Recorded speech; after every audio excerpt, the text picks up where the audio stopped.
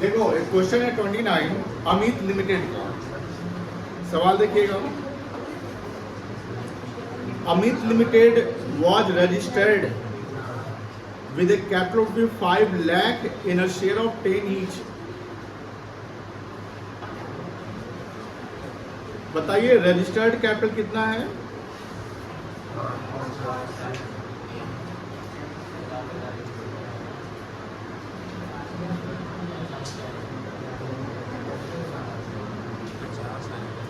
Share का face value कितना है? 10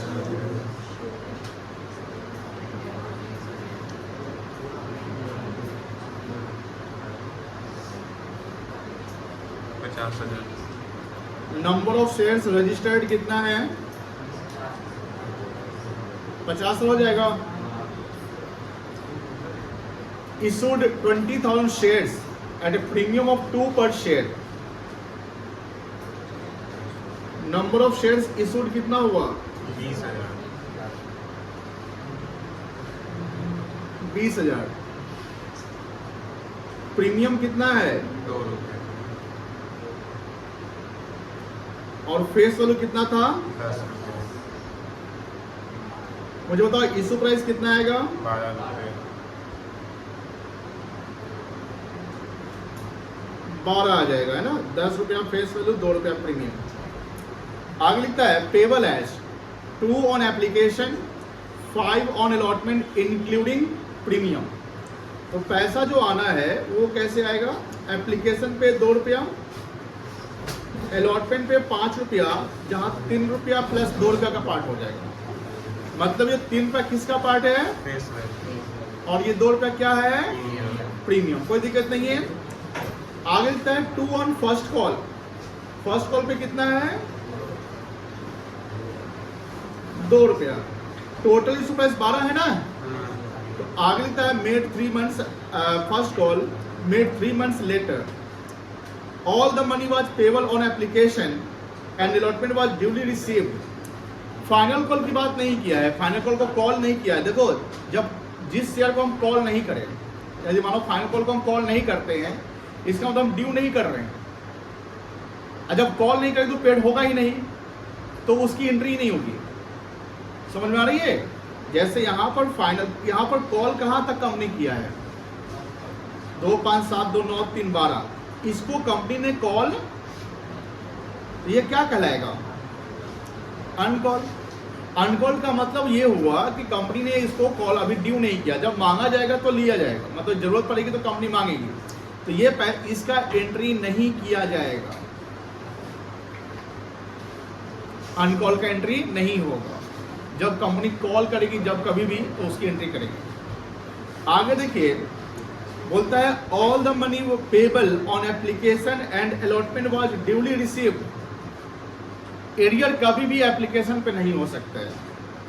एरियर कभी भी एप्लीकेशन पे नहीं हो सकता है, बिकॉज एप्लीकेशन पहले जो पब्लिक है वो अप्लाई करते हैं, यानी पहले एंट्री बैंक वाली होती है, तो वहाँ एरियर नहीं हो सकता। एरियर कभी भी शुरू कहाँ से हो सकता है? अलॉटमेंट से। तो पैसा रिसीव हुआ, लेकिन बोलता है but when the first call was made. First call was made का मतलब क्या हुआ? एक कॉल्ड अप है कि पेड अप की बात कर रहा है?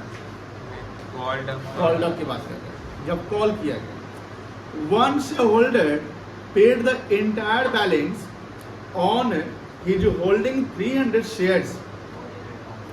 यानी एक शेयर होल्डर जो है वो पूरा पैसा उसने 300 शेयर का दे दिया। कब दिया? फर्स्ट कॉल पे। तो फर्स्ट कॉल पे अगर दिया है तो किसका एक्स्ट्रा पैसा दिया होगा? फाइनल उसने दे दिया, तो इसको क्या कहेंगे आप? Calls in advance. कितना रुपया कॉल्स इन एडवांस आएगा? फाइनल कॉल का रेट क्या है? 3 रुपया है। एक शेयर होल्डर कितना से लिया है? और फर्स्ट कॉल पे इंटायर पैसा दे रहा है, तो फर्स्ट कॉल पे इंटायर पैसा का तो आगे का ही ना पैसा एक्स्ट्रा देगा वो। तो कितना दे रहा है वो? 900। ये क्या जाएगा? Calls in advance. बैंक वाली एंट्री हो जाएगी? बोले हाँ, है ना। आगे देखो। अच्छा, ये कंपनी के लिए क्या है? लायबिलिटी है कि एसेट्स है? लायबिलिटी है। And another share holder holding 1000 share failed to pay the first call money. मुझे बताओ ये क्या कहलाएगा? कॉल्स इन एरियर कितना शेयर वो खरीदा है, और कॉल सीने फर्स्ट कॉल पे हुआ है ना, फर्स्ट कॉल का रेट कितना है, कितना कैरी हो जाएगा मुझे बताओ। फर्स्ट कॉल पे कितना पैसा रिसीव होगा टोटल, फर्स्ट कॉल पे कितना पैसा टोटल रिसीव होगा बताइए बताइए। टोटल 2 रुपये के हिसाब से 20,000 का कितना हो जाएगा? 40,000, 40,900। कंपनी कितना शेयर इशू किया, 38,000। 20,000। फर्स्ट कॉल का रेट कितना है, तो 20,000 गुने 2, 40,000 ड्यू हो गया, बोलो हाँ ना। 40,000 ड्यू में एरियर कितना है 2,000। ये नहीं ना आएगा, तो 38 हो गया, और एक्स्ट्रा कितना आया, कितना आया आपको 38,900। कोई दिक्कत नहीं है, आप समझिए ध्यान से। एप्लीकेशन पे कितना आएगा, तो 2 गुने 20 कितना हो गया 40,000, 40,000 यहाँ आ गया, ठीक है ना। अलॉटमेंट का 1 लाख। 1,40,000 और 38,900 फर्स्ट कॉल पे, बोलो है ना, टोटल कितना हो गया 1,78,900। कोई दिक्कत नहीं है, क्लियर है। चलिए, बोलता है pass the journal entries, pass the journal entries to record the above transactions. Total कितना एंट्री होगा, 6 एंट्री होगा, 2 एप्लीकेशन, 2 अलॉटमेंट और 2 first call, and show how they will appear in the company balance sheet. यहाँ ये नहीं बोला है कि शेयर कैपिटल दिखाना है, यहाँ बोला कंपनी के बैलेंस शीट में कैसे क्या दिखेगा। कोई दिक्कत नहीं है। अभी आप बोले कि यहाँ पे फाइनल कॉल हुआ ही नहीं है, तो यहाँ फाइनल कॉल का पैसा कैसे हो रहा है? क्या बोल रहे हैं, यहाँ तो फाइनल कॉल हुआ ही नहीं है ना, आप तो बोले फाइनल हाँ, कॉल ठीक होगा है। ही नहीं, तो कहाँ एंट्री फाइनल कॉल हो रहा है, कॉल से पैसा तो ले लिए ना फाइनल कॉल दे दिया तो क्या है, फाइनल जब मंगवाएंगे तो उससे नहीं मांगेंगे। आगे मंगवाया जाए। जब फाइनल कॉल का मांगा जाएगा तो ये जो वेंकट कौन से होल्डर, एक से होल्डर जो पैसा एक्स्ट्रा दे दिया उससे नहीं मांगा जाएगा, बट फाइनल कॉल की एंट्री नहीं होगी, कॉल से एडवांस बनी रहेगी, कॉल से एडवांस बनी बस रहेगी। final क्या एंट्री call- कर सकते हैं हम लोग, एंट्री कर सकते हैं। चलो पहले फाइनल कॉल का कैलकुलेशन कर लो, सॉरी फर्स्ट कॉल का। फर्स्ट कॉल मनी ड्यू, बताओ कितना से, 20,000 गुने 2 हो जाएगा बेटा, 40,000 ऐड कॉल्स इन एडवांस कितना,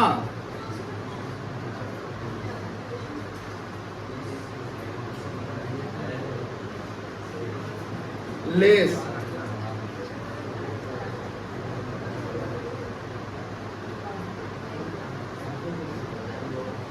कॉल्स इन एरिया,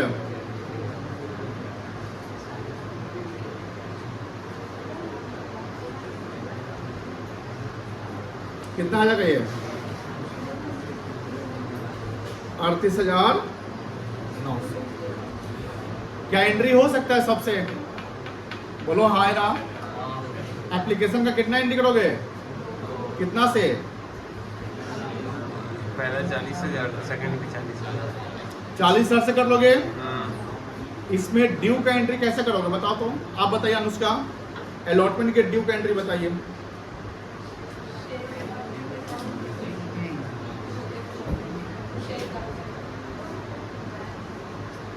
तुम बताओ पीयूष, अलॉटमेंट के ड्यू का एंट्री आप गलत है। अरे अलॉटमेंट के ड्यू, हाँ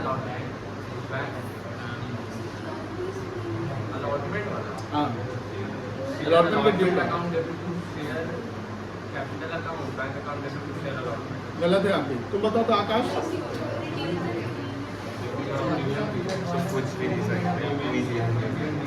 अरे तुम लोग को नहीं दिख रहा है प्रीमियम, प्रीमियम का एंट्री होगा ड्यू के समय में, बोलिए आकाश।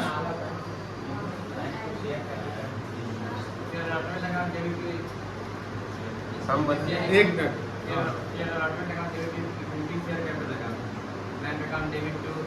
हम बताएं, तुम बोलो। Share allotment account debit to equity share account 60,000 रुपये, टू सिक्योरिटी प्रीमियम अकाउंट 40,000 रुपये। तुम बताओ सर।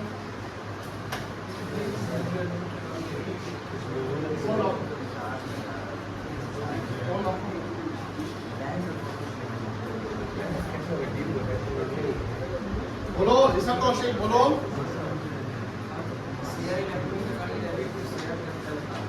देखिए गलत बोल रहे हैं, 2 बच्चे गलत बोल दिए हैं।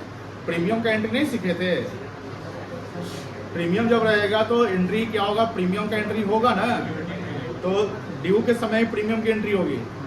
ऐसे अलॉटमेंट के ड्यू का एंट्री यहाँ पर होगा, share allotment account debit 1 lakh रुपया, to equity share capital account 60,000 रुपया, क्योंकि फेस वैल्यू 3 रुपया है ना, अलॉटमेंट पे फेस वैल्यू का पार्ट कितना है, 3 रुपया। To securities premium account 40,000। तो प्रीमियम आप लोग छोड़ रहे हैं। चलिए पहले ये नोट किए हैं, ये नोट डाउन पहले करिए, फिर एंट्री कराते हैं यहाँ से।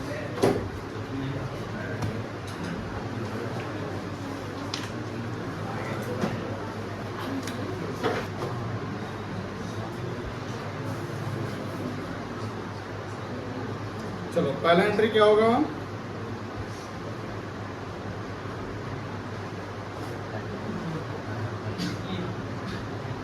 बैंक अकाउंट डेबिट, कितना से होगा ये 40,000। ये सब जो है शो कर देना, ये जो हम लिख रहे हैं शो कर देना है, ठीक है ना। टू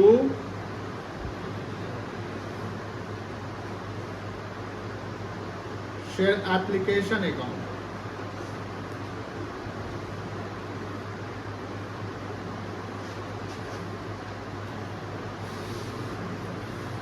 दूसरा होगा शेयर एप्लीकेशन अकाउंट डेबिट,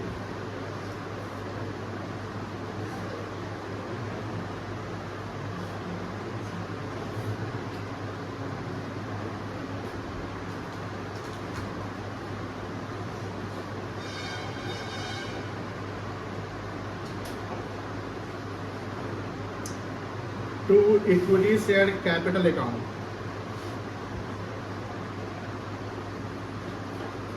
अब अलॉटमेंट के ड्यू का एंट्री हो जाएगा,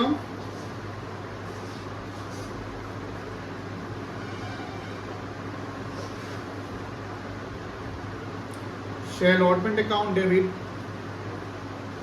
ये कितना से होगा बेटा, 20,000 शेयर है, 5 रुपये अलॉटमेंट का रेट है, total 1 lakh.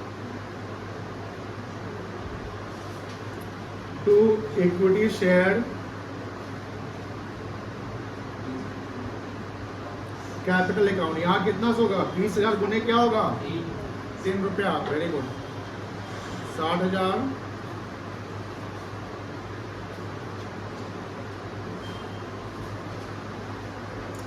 To securities premium account,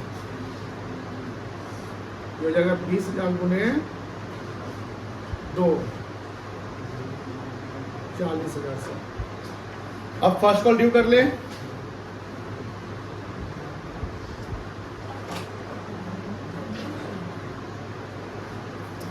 share first call account debit, ये कितना होगा, फर्स्ट कॉल का रेट कितना है, 2 ही था ना, 2 रुपये।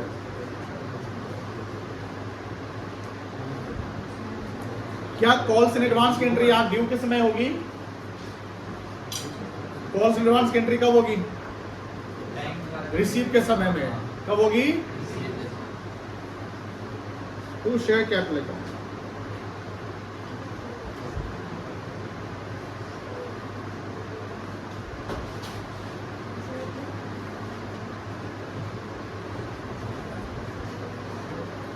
फिर रिसीव का एंट्री होगा, यहां ध्यान रखना है, यहां रिसीव का एंट्री बहुत इंपॉर्टेंट है। बैंक अकाउंट डेबिट कितना होगा, 38,000, ये लोग वर्किंग कर चुके हैं ना, कैसे होगा, 40,000 plus advance 900 minus arrear 2,000, calls in arrear debit, calls arrear होगा ना, ये कितना होगा, 2,000 से to share first call account, ये कितना से होगा बता सकते हैं, सिर्फ फर्स्ट कॉल क्रेडिट कितना से होगा, हमने अकाउंट ओपन कर दिया है पूरा 40 से।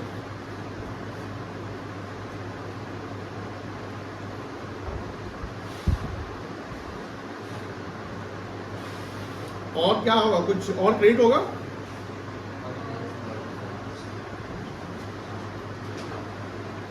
क्या फाइनल कॉल की एंट्री करेंगे? नहीं करेंगे। लेकिन हाँ, एडवांस कैंसिल का तब होगा जब फाइनल कॉल को हम रिसीव करेंगे, तब अभी रहने देंगे। क्या मुझे बताओ, ये लायबिलिटी बना रहेगा? Yes sir. अब सवाल में क्या बोला है कि जर्नल करो और बैलेंस शीट बना दो। क्या बोला बनाने के लिए? तो बैलेंस शीट कंप्लीट वाला बनेगा। कैसे बनेगा देखो ध्यान से। सर यहाँ पे call he balance sheet of what? कौन सी कंपनी है? अमित लिमिटेड। सर यहाँ पे कॉल इन एरियाज का एंट्री नहीं होता तो मैच कैसे होता? शेयर कैपिटल फर्स्ट कॉल का वैल्यू घटा दो।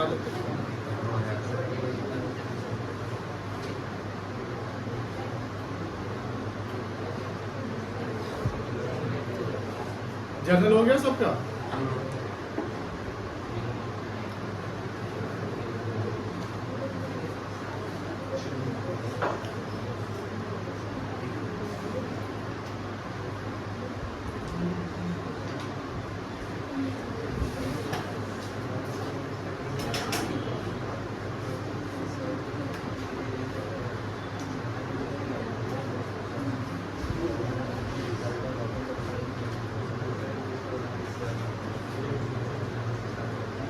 यहाँ क्या लिखेंगे? पार्टिकुलर्स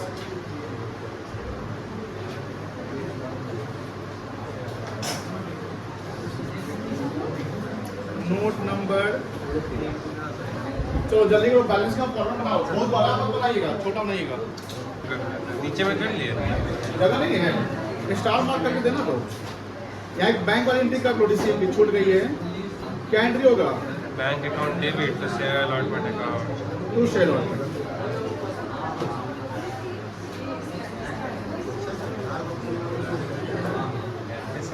कैसे गलत कर सकते हैं? क्या नहीं, हमको लगा सर गलत नहीं किया होगा, छूट गया? ध्यान से इसलिए नहीं बोले। अब देखो, बताओ यहाँ पर क्या लिखेंगे, बता सकते हैं? बैलेंस शीट बताइए, यहाँ क्या लिखेंगे? Equity and liability. Equity and liability.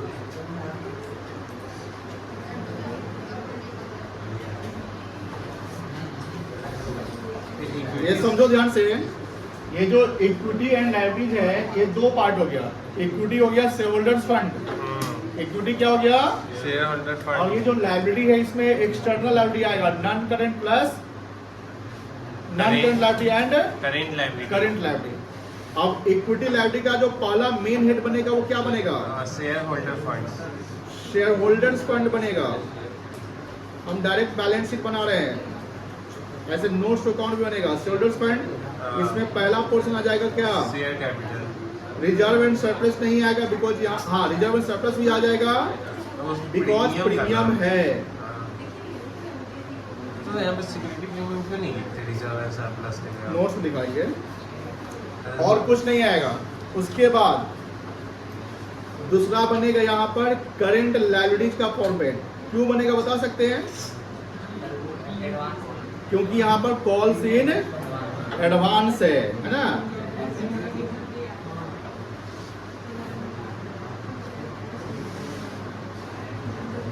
उसके बाद यहाँ पर इसका टोटल लगाया जाएगा। क्या लगाया जाएगा? टोटल। अब आएगा एसेट्स का कॉलम। इक्विटी भी तो एसेट्स ही है। अरे इक्विटी एसेट दो पार्ट होता है ना बैलेंस शीट का, asset equals capital plus liabilities. अब एसेट्स में आपका एक नंबर आएगा, नॉन करंट एसेट्स है नहीं, तो हम यहाँ पर क्या लिख दे? अच्छा, इक्विटी पैसा आ रहा है ना, करंट एसेट्स। करंट एसेट्स में आएगा कैश एंड कैश इक्विवेलेंट। इसका मतलब बताएंगे। कैश एंड कैश का मतलब होता है जो पैसा आपका बैंक में आया है ना, वो कैश के इक्विवेलेंट है, मतलब कि वो nearest to cash. That's why इसका एक हेड बनता है कैश एंड कैश इक्विवेलेंट। ये फॉर्मेट ऑफ बैलेंस शीट है, इसको नोट डाउन करिए पहले। इसमें अमाउंट अभी मत डालिएगा। क्या बोल बेटा? इसमें तो कॉल ही नेगेटिव हो जाएगा ना नहीं, नोट्स अकाउंट एडजस्टमेंट करेंगे। अब देखो ये फॉर्मेट है, सवाल जब मिलेगा तो सिर्फ बैलेंस शीट बनाकर आओगे, और इसका नोट्स नहीं बनाए तो नंबर कटेंगे। इसका नोट्स बनाना जरूरी है। तो पहले नोट किसका किसका बनेगा समझो। पहला नोट बनेगा शेयर कैपिटल का, तो यहाँ नोट नंबर 1 लिखेंगे। दूसरा हमने यहाँ पर क्या लिखा है, तो security premium reserve and surplus का पार्ट होता है, इसको भी एक नोट में शो करेंगे, तो नोट नंबर 2 होगा इसका। कॉल्स एडवांस ऑलरेडी गिवन है तो इसका नोट बनाने की जरूरत नहीं है। बट तीसरा जो नोट बनेगा वो कैश एंड कैश इक्विवेलेंट का बनेगा, यानी नोट नंबर 3। अब ये 1 2 3 का मतलब ये रेफरेंस हो गया कि अगर आप इसमें जो अमाउंट देखोगे, ध्यान सुनो, यहाँ जो अमाउंट देखोगे तो ये अमाउंट कहाँ से आएगा, नोट्स टू अकाउंट जो आपने बनाया उसका नोट नंबर 1 से आ जाएगा। फिर यहाँ जो अमाउंट दिखेगा रिजर्व एंड सरप्लस में, वो नोट्स टू अकाउंट बनाया उसमें नोट नंबर 2 से रिजल्ट आ जाएगा। फिर कैश एंड कैश इक्विवेलेंट एक हेड है। बैलेंस शीट में जो कंपनी का बैलेंस शीट बनता है उसमें cash in hand cash at bank अलग अलग नहीं लिखते, फॉर्मेट है। अपने कंप्लीट बैलेंस कभी नहीं सीखा है, कंप्लीट बैलेंस शीट आपको सीखना भी है आगे, प्लस उसको पूरा मेमोराइज भी करना है। समटाइम क्या होता है कि जब आप आगे कैश फ्लो स्टेटमेंट पढ़ोगे या कॉपरेटिव स्टेटमेंट पढ़ोगे तो उसमें कंप्लीट बैलेंस शीट आपको रहेगा, और कंप्लीट बैलेंस शीट पढ़ने में आपको 3 पेज लगेंगे। 3 पेज को ध्यान रखना है और आपको याद भी करना है। आपको डर लग रहा है 3 पेज कैसे याद होगा, याद करा दीजिए, चिंता मत करिए। तो यहाँ पर एक हेड बनेगा करेंट एसेट्स का, एक सब हेड, एक कैश एंड कैश। देखो ये जो है ये मेन हेड है। इस मेन हेड का 3 पार्ट ऐसे होता है। कितना पार्ट होता है? 3। बट अभी हमने यहाँ पर शो किया कितना पार्ट? 2। इसको कहेंगे सब हेड, सब हेड ऑफ मेन हेड, है ना। तो इस अगर पूछा जाए कि शेयर कैपिटल का मेन हेड क्या है तो क्या बोलोगे? Share holders fund. Reserve and surplus का मेन हेड क्या है? Share holders fund. और शेयर होल्डर फंड ही क्या कहलाता है? इक्विटी कहलाता है। ये जो करंट लायबिलिटी है ये क्या है? लायबिलिटी है। तो calls in advance is the current liability. तो कॉल्स इन एडवांस एक सब हेड है। इस सब हेड का मेन हेड क्या कहलाएगा? करंट लायबिलिटी कहलाएगा। समझ गए ना। ऐसे नॉन करंट लायबिलिटी भी होते हैं, बड़ी सवाल के रिक्वायरमेंट के अनुसार कभी भी नॉन करंट लायबिलिटी नहीं गिवन है, तो जो इन्फॉर्मेशन सवाल में उसके अकॉर्डिंगली बैलेंस शीट बना रहे हैं। सवाल को पढ़िएगा फिर से, यहाँ देखो ध्यान से। आपने बैलेंस शीट एक एक्सट्रैक्ट बनाया था जहां पर आपने देखा था कि show the share capital into the balance sheet. तो जब लिखा जाएगी show the share capital into the balance sheet, तो सिर्फ शेयर कैपिटल दिखा दो और उसका नोट्स बना दो, समझ गए ना। लेकिन सवाल में क्या बोलता है कि जर्नल एंट्री तो पास करो ही, show how they will appear. तो दे मतलब क्या हुआ, जो डेटा हमारे पास है वो बैलेंस शीट में कैसे अपीयर होगा।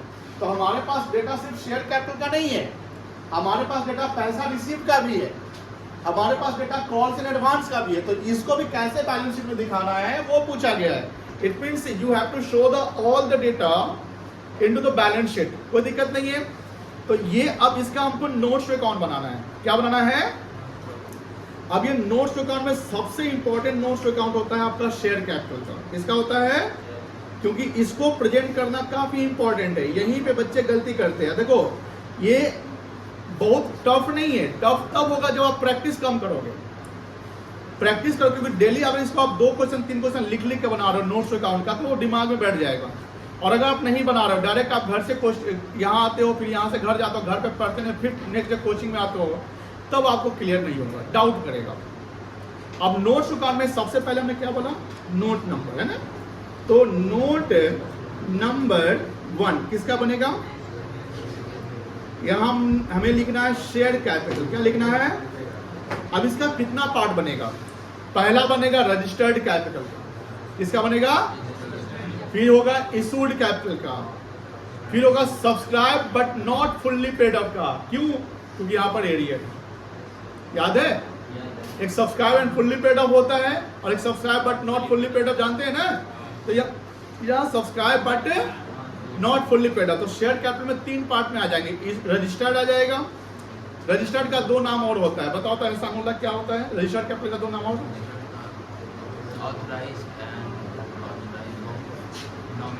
Very good, authorised capital and nominal capital. चलिए, तो यहाँ पर पहला हम लिखेंगे रजिस्टर्ड कैपिटल। क्या लिखेंगे?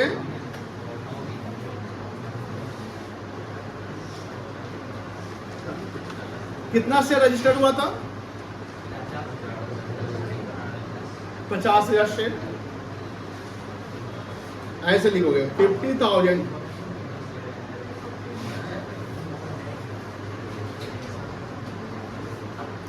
At the rate of rupee कितना था?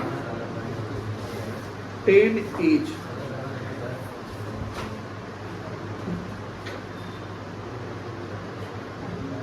कितना आ जाएगा ये?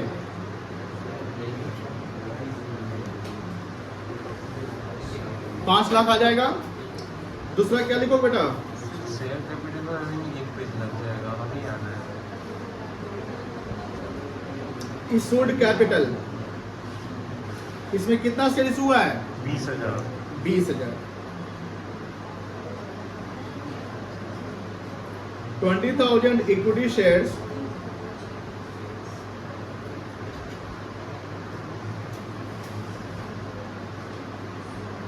Ten each. कितना आ जाएगा ये?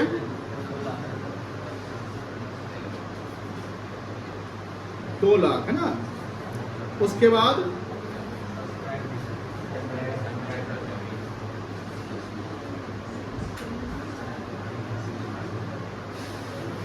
सब्सक्राइब बट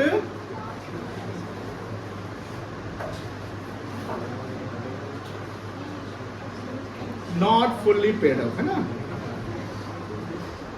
कितना शेयर है? 20,000 शेयर्स।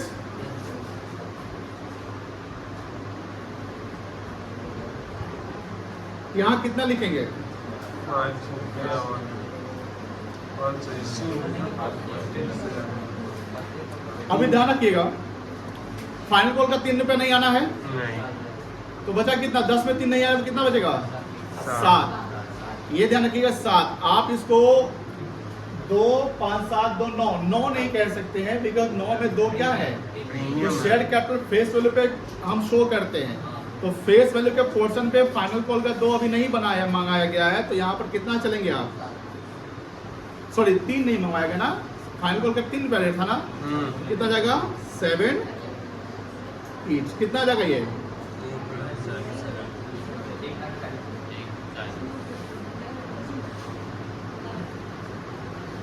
1,40,000। ठीक है, कोई दिक्कत नहीं है। इसमें लेस करेंगे क्या? कॉल्स इन एरियर, इसको अनपेड भी कहते हैं ना। तो कॉल्स इन एरियर का शेयर कितना था? 1,000 equity shares at the rate of ₹2 each है ना। कितना जाएगा? कितना आएगा वैल्यू? आप ध्यान रखो, पेड ऑफ शेयर कैपिटल कितना है? पेड ऑफ शेयर कैपिटल कितना है? बैलेंस शीट में क्या ये बैलेंस शीट है?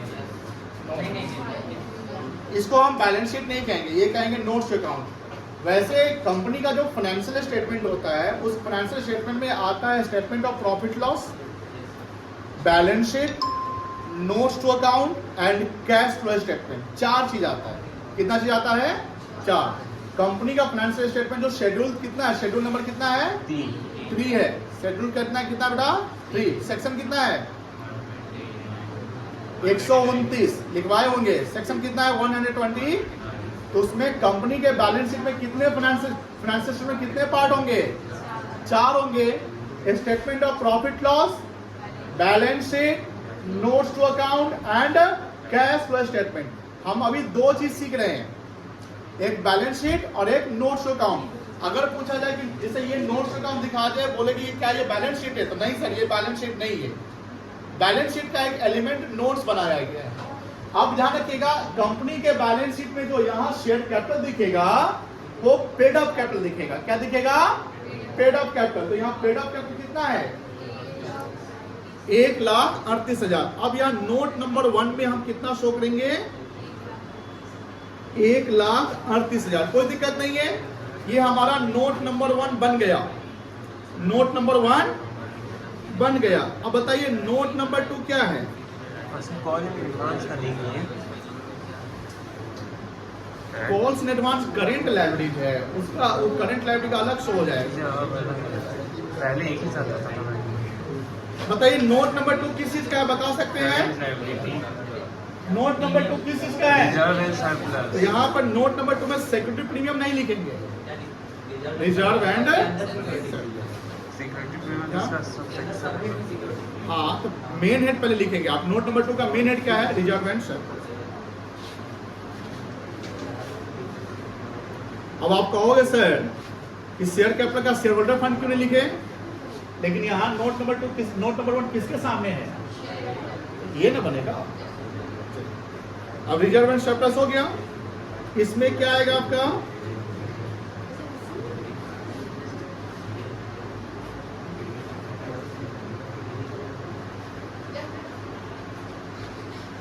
Securities premium. कितना शेयर पे? 20,000 से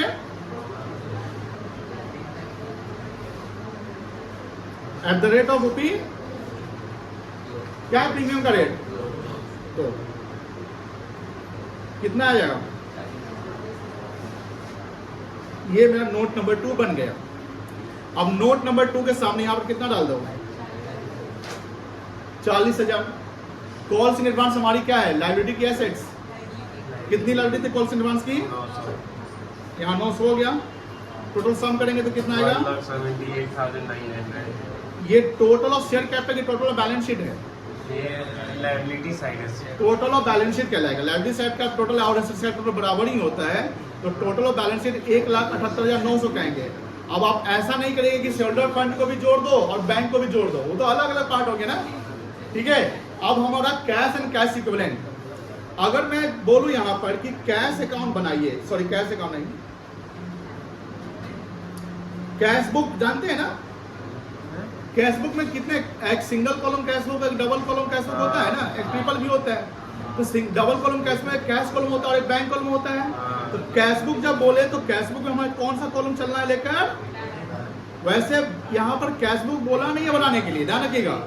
अगर सवाल में बातें नहीं करिए, प्लीज बातें नहीं करिए। अगर कैश बुक बोलेगा बनाने के लिए तो बैंक वाली एंट्री नहीं करेंगे। कैश बुक बोलेगा बनाने के लिए तो बैंक वाली एंट्री नहीं करेंगे। इस सवाल में कैश बुक नहीं बोला है बनाने के लिए, डेट्स हमने बैंक एंट्री कर दिया। तो आप कहोगे सर कैश बुक क्यों बना रहे हो? कैश बुक हम इसलिए बना रहे हैं कि आपको ये समझ में आ जाए कि यहाँ जो पैसा आना है, कैश एंड कैश इक्विवेलेंट में जो पैसा आना है वो कितना रुपया आएगा, वो चेक करना पड़ेगा। बना सकते हैं?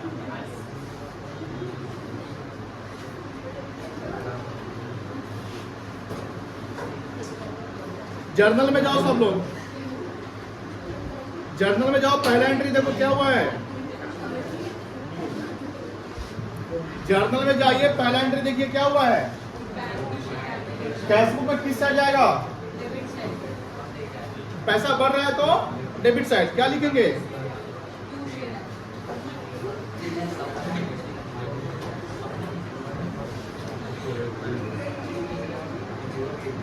कितना रुपया लिखेंगे बताइए? उसके बाद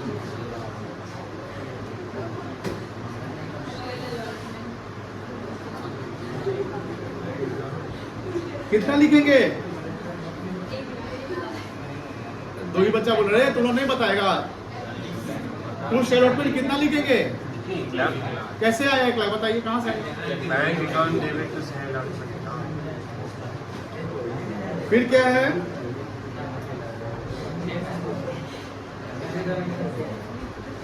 इसमें कितना आएगा? इसमें 38,900। यहाँ बैंक डेबिट कितना हो रहा है? ये जाएगा, है ना?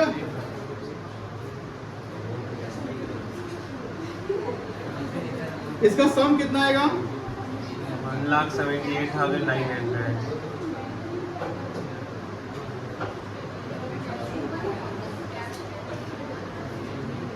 इधर गिरा देंगे बैलेंस सीधी, बाई बैलेंस। यहाँ क्या लिखेंगे?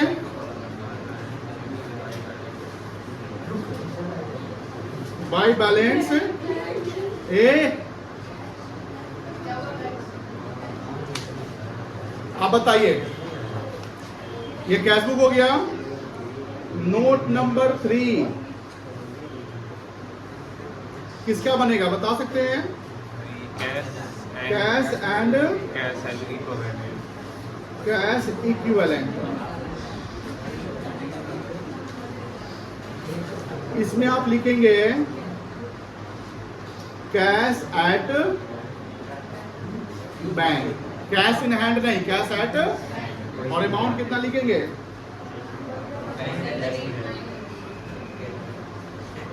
कोई दिक्कत नहीं है। और यहाँ थर्ड नंबर नोट है ना, 1,78,000, और यही टोटल यहाँ आ जाएगा 1,78,900। यहाँ लिखोगे टोटल प्लस माइनस का गेम नहीं खेल सकते।